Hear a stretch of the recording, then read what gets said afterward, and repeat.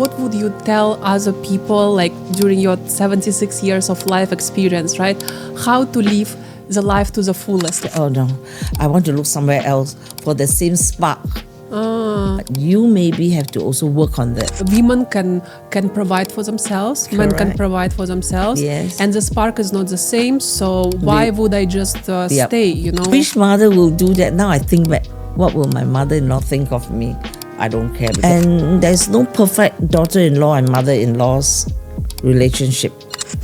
Hi everyone, this is Tanya Gromenko here, and this is my podcast Seasons of Courage, where I interview inspiring people, uncover their life journeys, and hopefully this can also give you guys the courage that you need in your life to make the decisions that you want. Before we begin, I would really appreciate if you like this video and if you subscribe to my channel. I really appreciate your support. So let's dive in. And today I have a very special guest with me. Her name is Renee Tan, and she is my very close friend, and I feel like she has been one of the people who has deeply influenced my life in the past few years in so many ways. I'm still learning so many things from her, how to treat people, how to care about people, and I really appreciate everything that she's teaching me about life.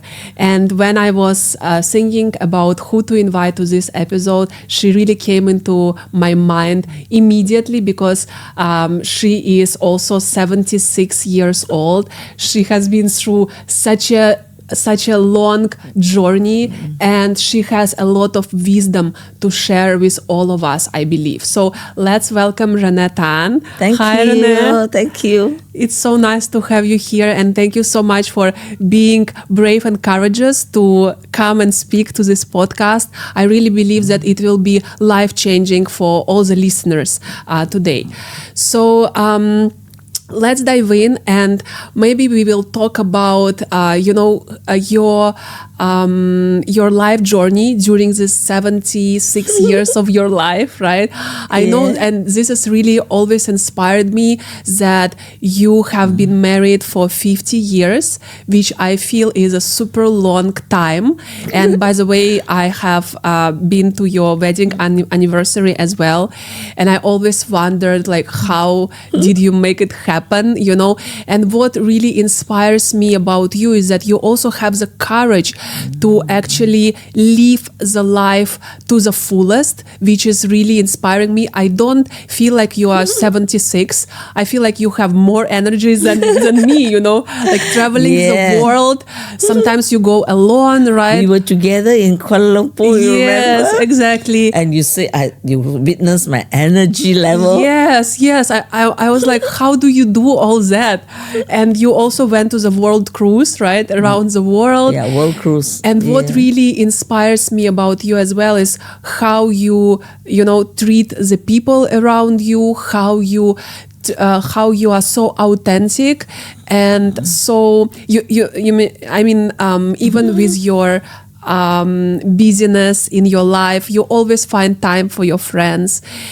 And how you are so open-minded, so friendly, so light. I don't know. Oh, thank you so much for your compliment.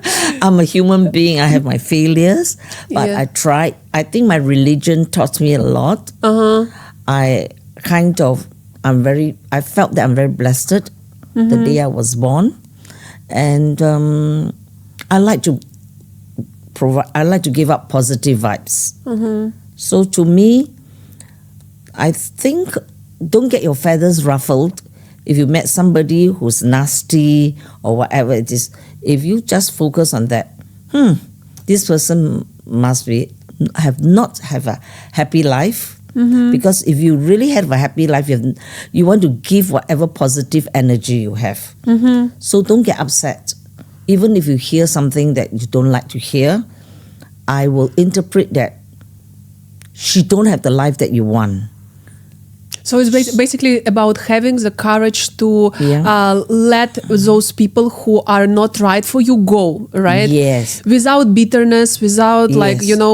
talking bad things about them. It's just, No. bringing Walk away. positivity into your space, right? With the Yes. people that you Yeah. are really inspired by Yeah. and who gives positive vibes to you. Yep. And it makes you Yes. give the positive vibes to the world, right? Right. Just walk away and you don't need to get upset. Because to me, not everybody loves you, or you just can't please everybody. So you must be focused on what you want and the courage, And That's how I feel. I'm always so impressed with not only how you can walk away from people who you feel are not right for you, but you also can sometimes voice your concerns. You are very straightforward and you will not hide your feelings. Correct. But only if you are my friend, if I felt that you're a bit going to the wrong direction, then I will share my thing. But if I think like, I don't think so, I need you, I don't need this type of friend, I will just walk away, because sometimes it's better than to get into these toxic people's life, Yeah. That's how I feel. So if people can appreciate me, they will say I'm authentic, Yeah. But you Yeah. can't please anybody's, but just be yourself and have the conscience. If you're blessed, please share your blessings with people. Don't, and be humble. That's very important that my parents have taught me.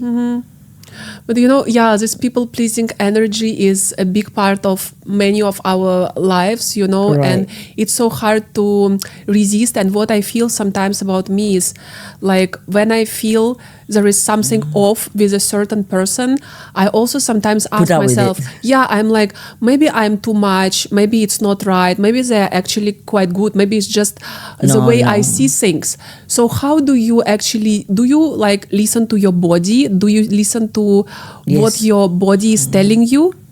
Or how do you actually see that, okay, this is too much and I don't think I should have this person in my life? Yeah, you have to be also very strong in your decision, because, you have conflicting ideas sometimes, but you must know where you're going, which direction of life you're going. So I guess I had a very strong direction, and I want to say I always think that God is guiding me. That's how I feel. I don't always feel that I'm smart. I think there's somebody guiding me and protecting me. So it's like God gives you the signs that, okay, this person is maybe not I right feel for you. I feel that. And you just follow. Most of the time I'm correct. I just avoid. That's it. And I can't make conversations and be somebody when I feel that I don't need to make a conversation with you. Because it's not giving you the positive energy, right? Yeah, so I'm just like, I don't need that kind of, I don't know, I can't explain to you myself, but I can feel that I think I don't need to make conversations that are not truthfully. It's just empty conversation, or what you call the empty talks. I can't bring myself to do that, honestly. Yeah. So what would you tell other people, like during your 76 years of life experience, right? How to live the life to the fullest? Like, what wisdom do you feel you need to share with the people that maybe many of us don't know? Or Okay. how do you feel like you lived your life without regrets or to the fullest? Have you been happy? Yes, I've been happy from my childhood. And during my childhood, my parents would tell me, okay, my stage of life is to get married. And my parents told me, you had a good life, but your life when you get married is even much longer than your childhood. Okay, yeah, makes sense. So that, my parent will tell me, you have to be careful of your life partner. So I'm again very lucky. I found my life partner in church. Okay. So my son would say that, oh, you met in holy grounds. Yeah. So that's it. So what is the secret to a Marriage. 50 years marriage? Okay. Well, I've got to say that when two people from different backgrounds come together, it's not easy. So I again have the benefit of pre-counseling, and I still remember what they told me, what happened, because a lot of people don't have the advantage. So marriage is not really a bed of roses. Both have to work hard on it. In what way to work hard? Like how to, maybe can we start with talking about how to find the right partner in the first place? Like what qualities should he? Oh, that's very difficult. Or do you just follow your? No, I think to me, he's of the same faith with me. That's already good for my parent. Mm-hmm. And I don't think so it's easy to judge a person when you are that young and you never think a lot of things, frankly speaking. But as you grow older, you will think, oh, all this. That's why in Singapore, there are a lot of people who don't get married when they grow older because you have so many ticks. But for me, it's like everything is tick pass. Okay. So I'm just being lucky again. Thank you very much. So there is some luck to it as well, right? Of course, love is always there, but you never bother to take all the ticks that you have to take. And I never knew how to tick, let's face it that way. So as you grow older, there are many ticks that you say, no, this is not my person, but I went in blindly, honestly speaking, in love. That's it. No ticks. I see. So do you feel is a better way to go about it instead of just do the tick box approach? Well, but after that it's hard work. You have to really work on it because two different people come together is not easy. So what did the pre-counseling teach you? Yeah, they teach us that things like do not fuss on the small little things and all that, and you have to work on it. And if there's any problem, you have to solve it. You cannot bring it for the next sunrise. You need to talk about it soon enough. Yes, I'm very open about it. So if the person cares for you, he will try to improve himself, that this is the things that hurt you, because it's not easy. Yes. It's not a bed of roses. Both parties have to work on it. That's how I feel. And as you grow older, that's why a lot of marriages, they break up, because they don't have the same feeling. And to be honest, if you expect the same feeling that the man cares for you, you will get disappointment. Because the feelings change, right? I mean, you don't expect. That's why Hollywood marriages doesn't work, because they expect the same kind of devotion and all that. So as a marriage grows, you have to adjust. That's the word to use. If you expect the same thing, then you just say, oh no, I want to look somewhere else for the same spark. You maybe have to also work on that. Okay, so in a way, it's not possible to have the same spark as you did when you met. Yeah, if you keep on expecting it, then I think it will be a disappointment. Yes, it's a big disappointment. You have to adjust yourself, and then you have to also work on it. Example, like if you forgot about going out, it is, how come he doesn't remember my anniversary or my what? I think it is a lady's job to work on it. If he cooperate with you to go out with you, that's good. Some of them don't even want to go out. Why should I go out? So I think more work will be on the ladies' part as the marriage go further, because men, maybe you're more emotional and we are more sentimental on that. Yeah. So what is your take on it? Like, what is the biggest advantage of having such a long-term marriage, because especially I feel it is relevant in nowadays in this world where people can say, okay, like women can provide for themselves, men can provide for themselves, and the spark is not the same, so why would I just stay, Correct. So what is the biggest advantage to actually have such a long marriage? Okay, I've witnessed my own group of friends. One of them, they just felt that I don't want this marriage. I mean, more on the ladies, okay? So I felt that the child was affected. Even the child was a teenager. I thought only young children are affected. But even the teenager was affected, I was told. So it's not only both of you. I think, to me, if you think further, the child is taken into consideration, because for a child, their world is the parents is together. But I was quite shocked when, even as an adult child, it affected them. So if the couple can make do with it and try to settle that whatever differences they have, that would be wonderful. But do you feel that it's justified to stay in a marriage just for the sake of the child, or there should be happiness as well to the like? Of course, there must be some happiness. If one is very miserable, you can't even give positive vibes to the child. Yeah. Correct. So. But yeah, it's we always need to take into consideration the whole family, right? That not Correct. only your own happiness. Yeah, so exactly. we have to do some sacrifice on the part of the parent too.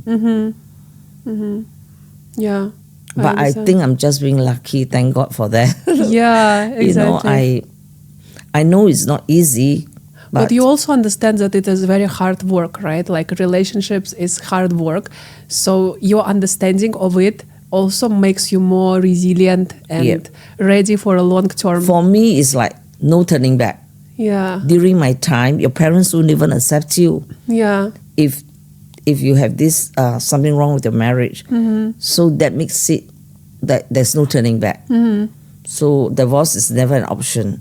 Your own family will not accept you. Maybe that helps me to be more tolerant on.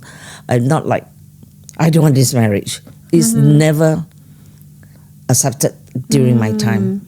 I see. Now the modern ladies and all that, they are. It's different. Yeah.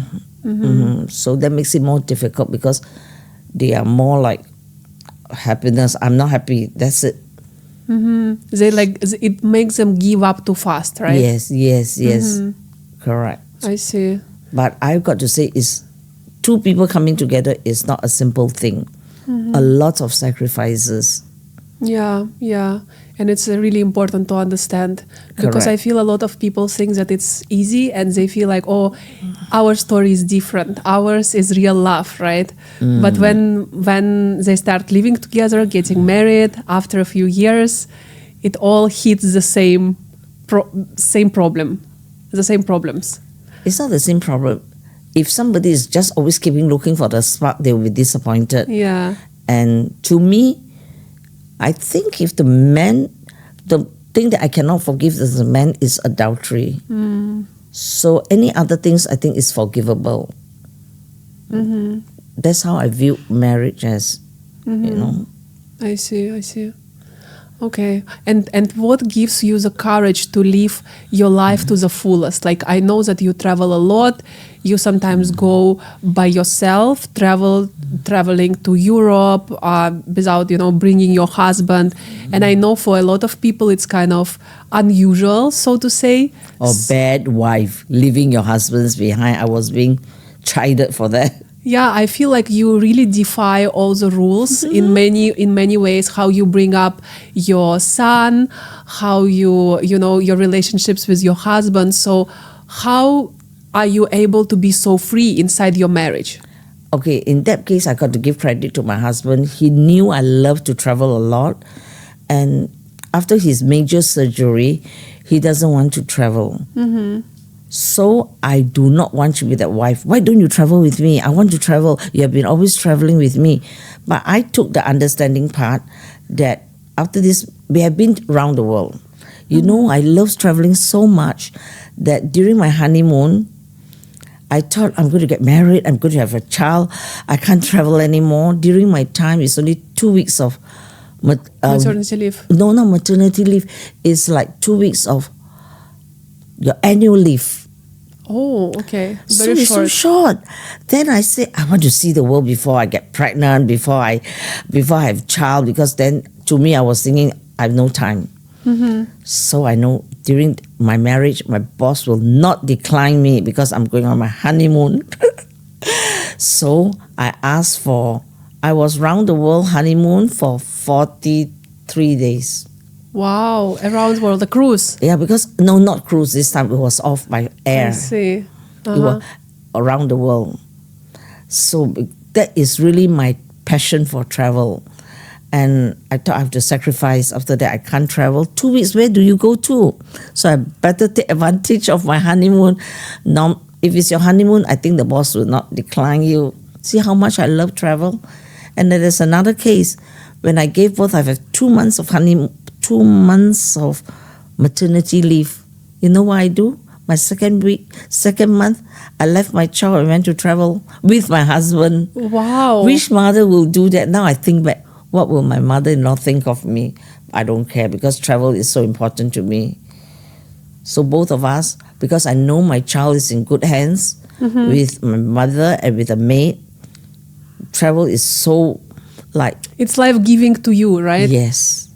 So I'm like, for 9 months I couldn't travel. And again, because I was a working mother then, how do I get the leave? So I was away for, after that, I left my child, was away for nearly 3 weeks, all around Japan. Covered all of Japan. Wow, that's amazing. So basically you need to have the courage to stick to what is giving you life in your own life. Like whatever passion you have, do not sacrifice it, right? And also you need the support of your husband. Yes. Because if you think properly now that I'm more mature, I think probably, what will my mother-in-law think of me? But it doesn't occur to me. You see, when it comes to marriage, you can do anything if your husband supports you. You're not going to worry about your mother-in-law, your thing, because it's both of your life. If you're going to worry so much, that will hamper you a lot. So you also need a lot of support from your husband. Mm-hmm. Yeah. That's how I feel. Do you feel like, is it true that if you find a good partner, that you are actually inside the marriage, you are not giving away your freedom. You are actually still free because you get the support. Yes, that's very important. Because a lot of people say that when you marry, you actually give away your freedom. You are not free anymore. Which sometimes I feel can be true with if the partner is not right for you. If he does not support you or she does not support you, then you kind of feel you have to change your personality to fit, and you need to like get smaller. And that is difficult. And that's difficult because that's not you. Yeah, exactly. It's like you are playing a role which is not you, Yep, and that you doesn't give you the ability to stay long in that marriage, But in your case, I feel like you were able to follow your passions. And I'm just lucky again. I'm saying. Yeah, and even when Thank your husband had this surgery, right? Yeah. What I really love is that you didn't feel like, oh, now I should stay with him all the time just because he is not able to go somewhere. My son came and asked me, Mom, why do you always leave Daddy alone? So I told my son, yeah, he doesn't want to travel. And I said, why don't you look after him? He's got a job too. Yeah. But what is good is that my brother told me, you're very lucky. Some men or some husbands, if they don't travel, you cannot travel. Yeah. So it was very nice of him. He knows my passion. And after COVID, immediately when the airplanes start flying, I flew. Alone or? Alone. Okay. And then when I went to London, because we've got a house in London, I didn't know. When my husband later on came to London with me, he told my husband, your wife, very good. Because that particular block of flats are all holiday homes. They all come from different countries. I'm the first one to go back. I see. So it's like, I thank God for a very supportive husband who understands me, He appreciates your passions and supports your passions. Yeah, and this is so I important. did not force him, why don't you travel with me? So I understand, because he just changed his mentality that he doesn't feel like traveling. Yeah. So you need that understanding. If you keep on forcing him to travel, that is also not very good. Very selfish, I think. Yeah, exactly. And it's like he also cannot be himself. Selfish. Yeah. He also cannot be selfish. And just because I can't travel, I have to stop travel. So it's a lot of give and take also at the end of it, I think. And that's what's helping you both to remain free inside the marriage as well, right? Yes, correct. And maybe correct. maybe we can talk about your sons, Samuel, right? Because I think you also defy the rules when it comes to bringing up a child, and the way you raised Samuel was also very different, I feel, with what's actually like people are used to in this society, right? Yeah, I'm not the kiasu mother, I'm telling it to you. What gave you the courage to be different, I think... What was your purpose, like main purpose? My purpose is that you don't need to... The child needs childhood. To me, when they grow up, I think they've got more things to worry about. And a lot of mothers in Singapore... when I went to help out in the school, I realized I always tell people there are no problem children, the problem mothers. They always want the child to get 100 marks. I even confronted one mother. She complained to me. The teacher marked something that was supposedly to be wrong and is correct.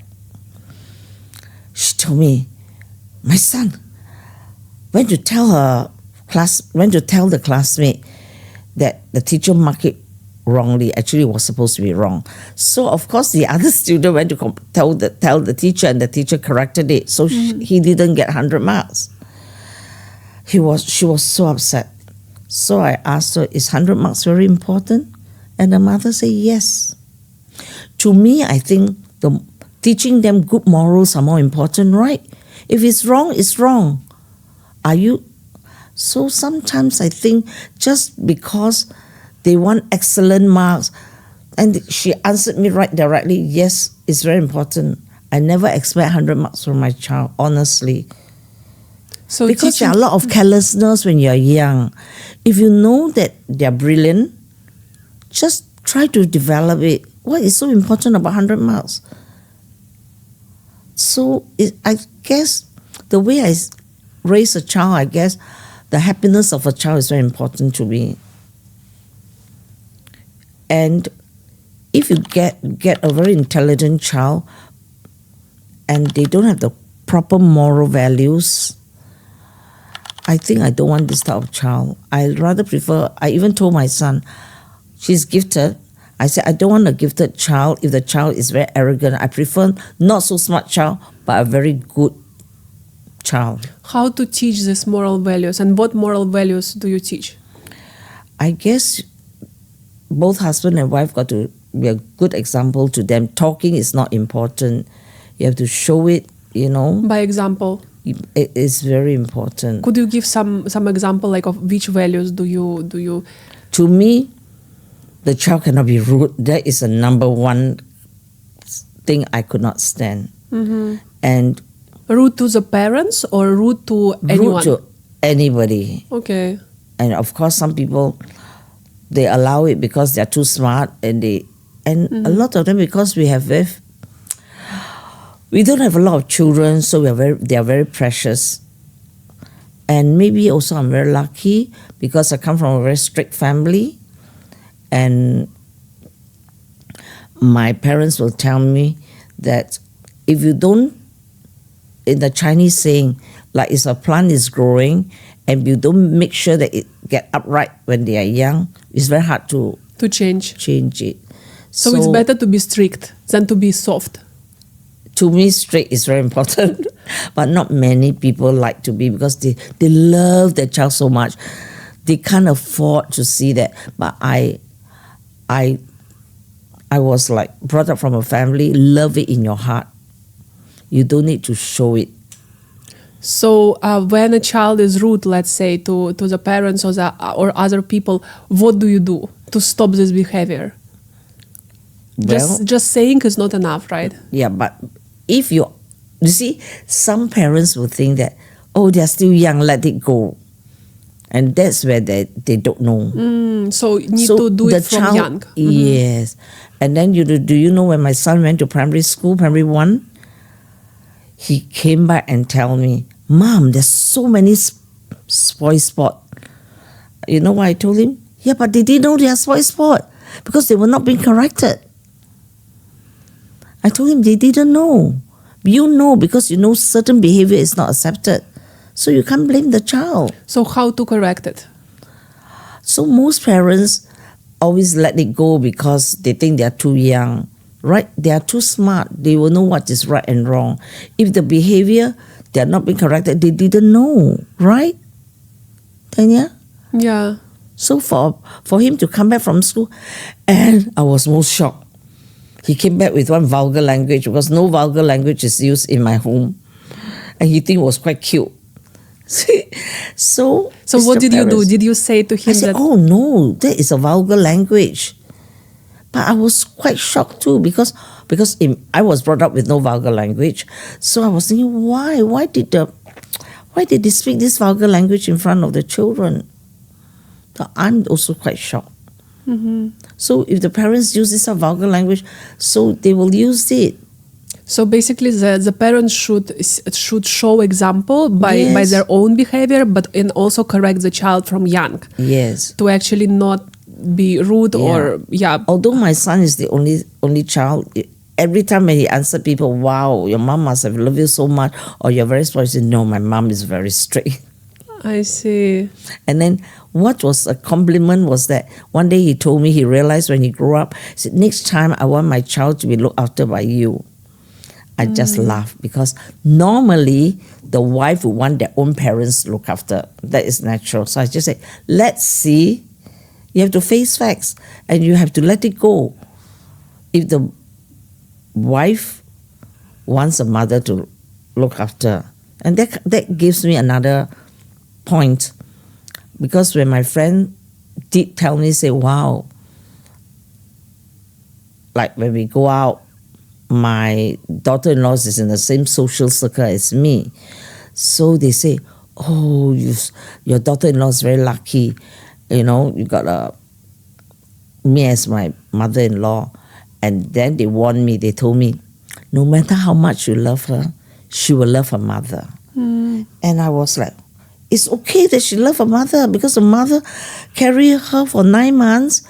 I'm okay. If she gives me that respect and love, I'm already happy. You can't compare. When you compare, you cannot give your maximum.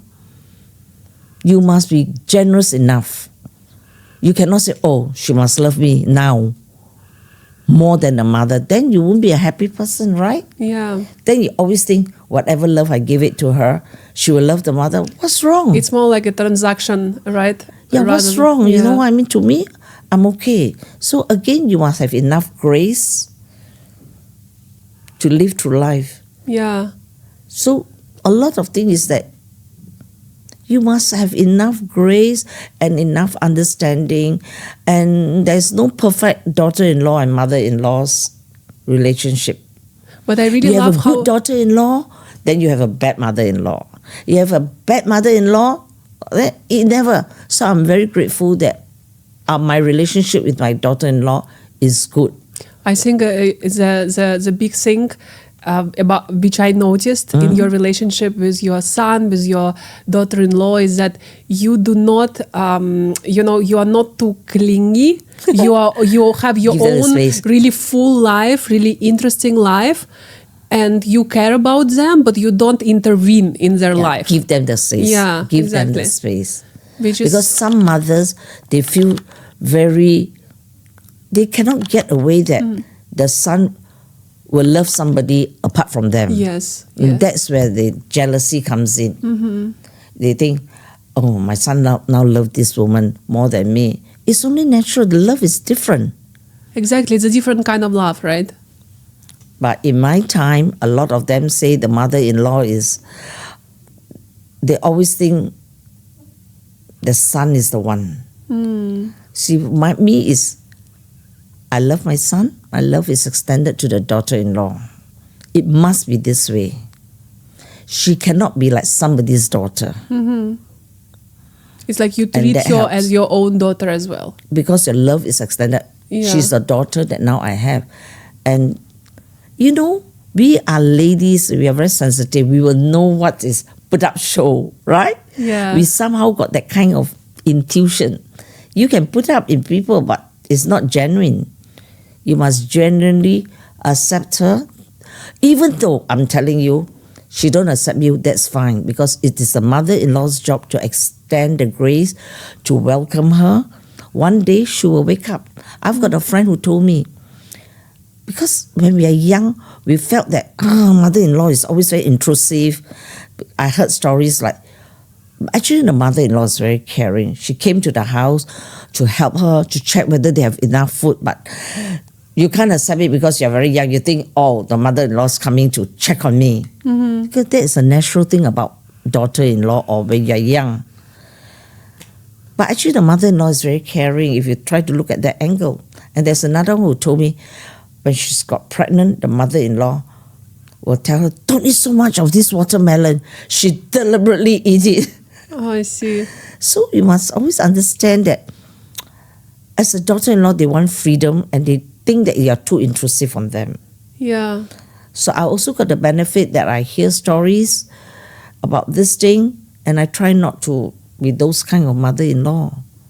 You know? So, and what really stands out to me about you is that you also do not put, your expectations on your son, like whatever you want him to achieve. And maybe that's one of the reasons why you focused on his happiness, because your purpose is for him just to be happy, not to live up to your expectations, yeah, whatever I want him he to be wants a doctor. to. I want him to be a doctor very badly. Oh, you wanted. Okay. Wanted it. But he says, no, Mom.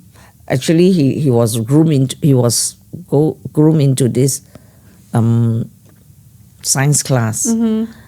And he don't like science. So I said, no, you better do it. Not many people got into this class. I want you to be a doctor. But after that, the fourth year, final year, when he had to decide, he said, no way, Mommy, I don't want to take science. So there goes my hope. But it's okay. During my time, if the mother or the father tells you, you can't say no. Wow, so you had the courage to actually let go of your own vision for him? For his for his life and just follow whatever he thinks he makes him happy. But I think during my generation, so a lot of parents are okay with that. And I've got a sister whose teacher told him she's got the potential of very good in her art. And I didn't know about it until when she got married, when we shared things. I said, why didn't you say? You say, you think father will let me go to study in art? So it's also different. Not only me, I think a lot of parents have also become more understanding and do not impose on the child to ask. I think as the society progresses, most parents, I think, will also allow their children to do certain things that they want, which is pretty good. Yeah. And there's another case about he's got a birthday present from the grandfather. He said he regretted this present. He hated playing the piano. I see. And I was quite shocked too. Why you let a boy play a piano? My son said, no, my husband liked it because his sisters play the piano. He was not given the opportunity, but he practiced the piano himself. So he thinks it's very good. And he told me, all the good pianists are the men because they got strong fingers. So at that time, we sent him for piano lessons and all that. But when a lot of them, the teachers, you just practice 3 songs in a year just to be perfect on the exam. So he didn't like it. I'm also very fortunate because I have friends who are in a choir master. I'm very lucky that she told us, she says, you don't need to, if the son doesn't like to play on the piano, you don't need to let him learn because every year you only learn 3 songs. You have to develop his love for it. And there were people who, after finishing I think 7th or 9th grade, being the piano, they hand back the thing to the mother and says that you can have this, and they don't want to play the piano anymore. Because they don't have the love. But they did it because the mother wanted them to do it. So I didn't want this to happen to him. Then after that, I changed. I told the teacher he can play any songs that he wants, pop songs and all that. He must have the love. So finally, it does help him, because when he was so stressed out on his secondary 4, wow, I saw him going to the piano to play on it, to distress. So sometimes it doesn't work if the child doesn't like it. Yeah. And I really hear a story when the girl told the mother, this is for you. Yeah, I think that's also part of my life as well. I went to the music school, and it was because, my family told me to do that, and I felt like it was nice, but I never really liked it. So after finishing the music school, I never really played again. But you were quite good. You never tell your mother you can have it. Yeah, I didn't. You're a good girl. Yeah. But so now that you know, at least you know, go what your child like. Yeah, so basically prioritizing the happiness of your child so he can Very enjoy. Important. Yeah. Because that helps him in his adult life. Yeah, even if it contradicts what's your vision. Because I've seen so many cases where parents actually put their own ideals and dreams on their kids, and it burdens their kids so much. And when they don't live up to the parents' expectations, the parents also get very upset, and they say, I've put and sacrificed my life for you, and you did not really live up to my expectations, which is also a big burden for the child as well. But I think now that, I don't think so the parents these days are telling their children that language, you didn't live up to my expectation. I think it's not so bad now. My time is all worse. Parents' expectation. How about your time? You're much younger than me? I feel like it depends on a family. In my family, no. You're lucky. Yeah, I got all the freedom, and I feel like my mom also prioritized my happiness. But I know a lot of people my age whose parents were actually expecting them to be someone or to do something. It's sad, isn't it? Yeah. Okay, so maybe we can also talk about, I feel a big part of your life is faith and like God, right? So this is something that really resonated with me, because I feel like believing in God can help you to deal with so many things in life and to have a peace of mind. And I am so admired by how you treat other people, how you spread the love to other people. And I often ask you, how do you have so much love to share, and you always find the time to share and the love to share with people, with your friends and family. And you always have this peace of mind because you believe in some certain, divine force, right? No, I always think I have enough love to spread to everybody. And I always tell you, it's not from my capability.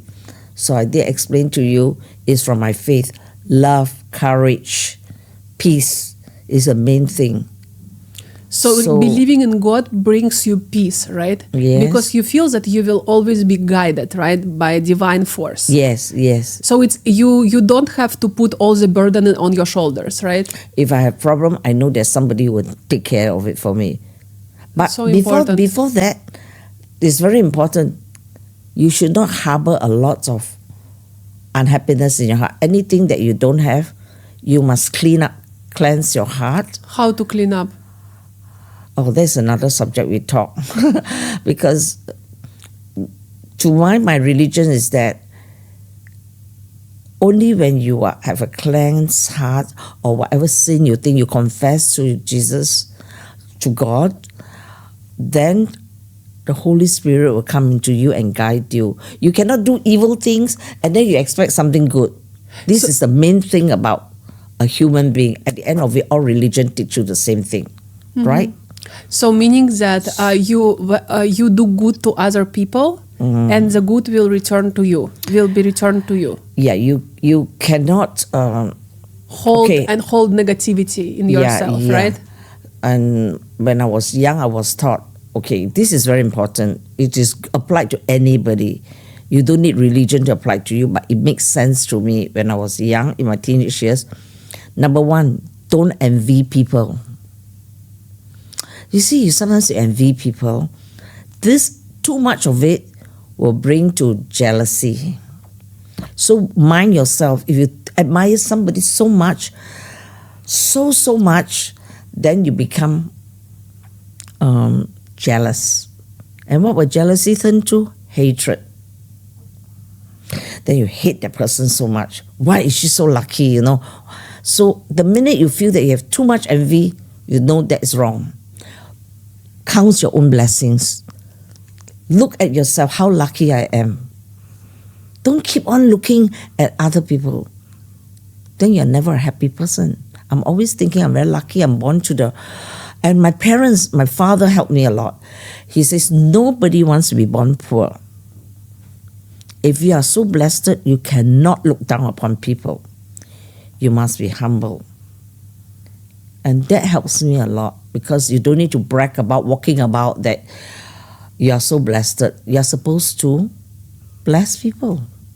I think that helps me, plus my religion. Yeah, you're very humble. Even Thank you. even when you have the status, you have like you achieved a lot in your life, but you still are very humble. Thank you. So your face helps you, right? Your face and my parent also told us the value, right, of treating people equally, right? Yeah, because nobody wants to be born poor just because you're so blessed. I'm born from a family that is not that rich, but in my time is considered middle class. I don't have anything that is short of when I was young. So my parents says that because at that time, during my time, Singapore was not really that affluent yet. There are lots of people who are really, and I was most shocked because I was so protected when I went out. That's how I'm now get very involved with charity. What? Singapore have poor people in the Bukit Merah area. I came here to give, I never know because I was so protected. What? Singapore have poor people? And we told them, I was in a charity, you said we will come and buy lunch for them. And chicken rice was $2 then. And then they were waiting at 10 o'clock. So that opens my eye. And from then onwards, I'm always involved in charity. Wow.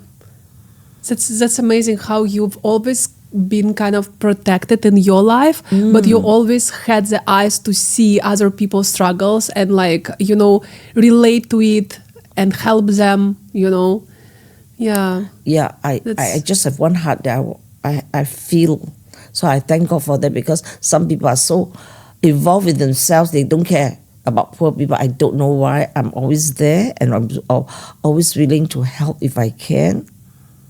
Okay. Maybe that's also the Chinese culture. Yeah. Because they believe that if you do a lot of charity, your descendants will benefit too.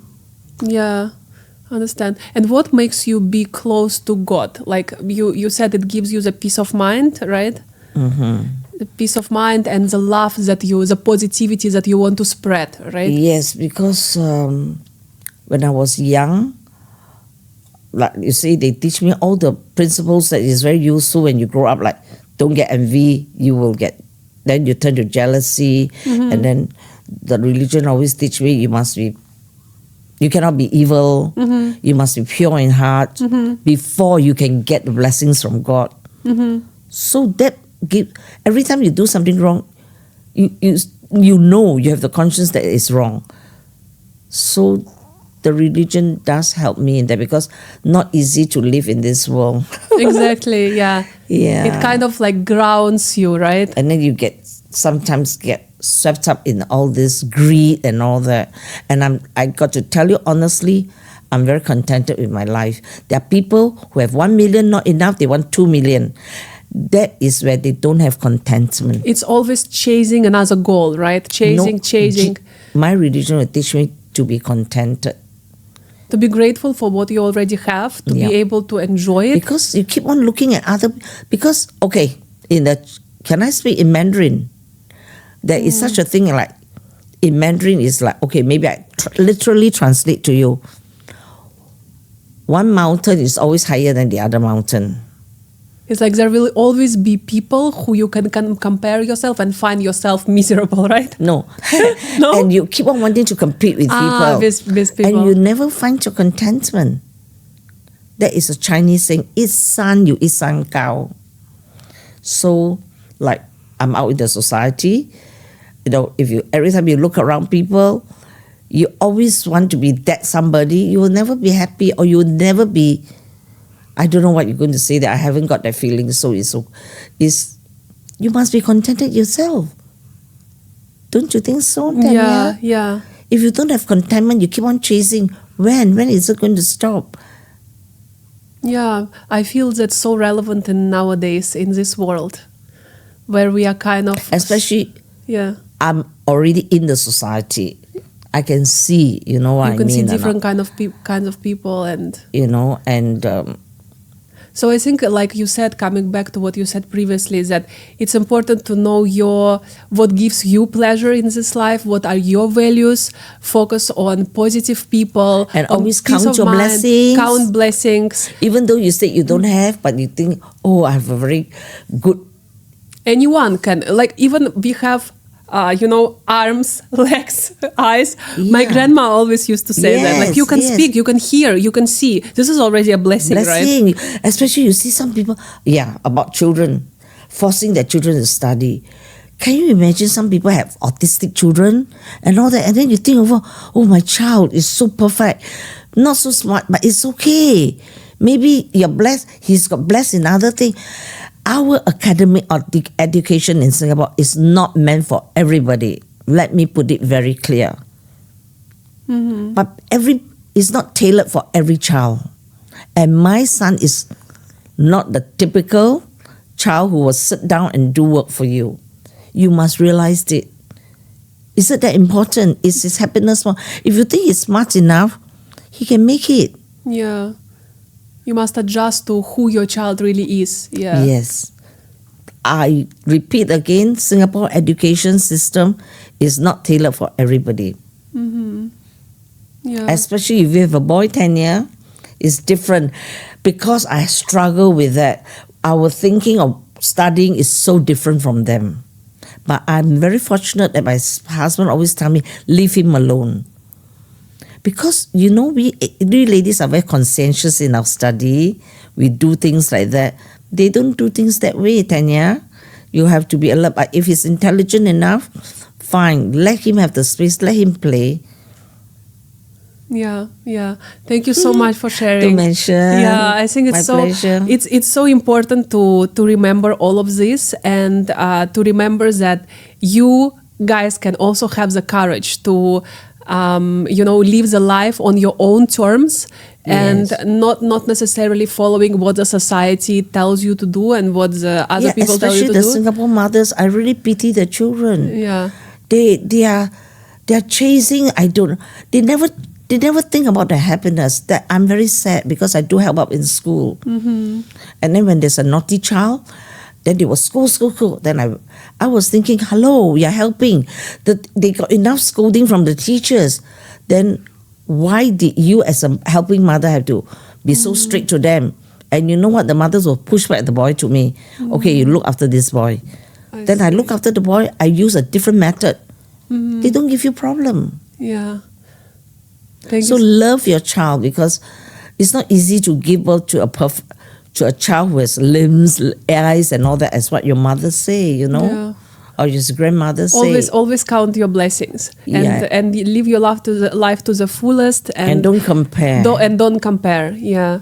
Thank you so much for this. Thank you, for sharing. I think hope that helps. There are a lot of pieces of wisdom in this episode, Thank and you. I hope that you guys enjoyed this episode, and that you will find the courage to live your life on your own terms, live your life to the fullest, Yes. and always remember what makes you happy and your values, and stick to that throughout your life. Count the blessings. Yes, and count your blessings.